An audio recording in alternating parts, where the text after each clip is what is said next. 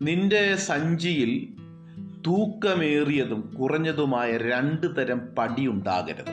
നിന്റെ വീട്ടിൽ 2 തരം അളവുള്ള അളവ് പാത്രങ്ങൾ ഉണ്ടാകരുത്.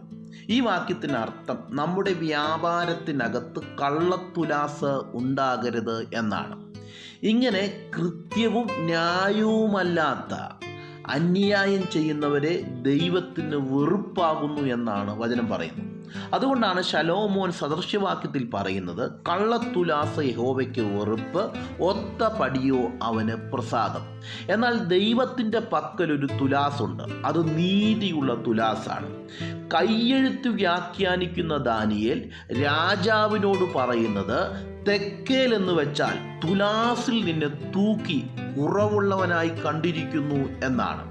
നമ്മുടെ പക്കലുള്ളത് 2 തരം അളവാണെങ്കിൽ, നമ്മുടെ പക്കൽ 2 തരം ന്യായങ്ങളാണെങ്കിൽ, നമ്മുടെ 2 തരം സ്വഭാവങ്ങളാണെങ്കിൽ, 2 മുഖമാണെങ്കിൽ, 2 തരം വാക്കുകളാണെങ്കിൽ, 2 തരം വഴികളാണെങ്കിൽ, അഥവാ ഇരുമനസ്സാണെങ്കിൽ ദൈവം നമ്മെ തൂക്കി നോക്കും, നാം കുറവുള്ളവരായി കാണും.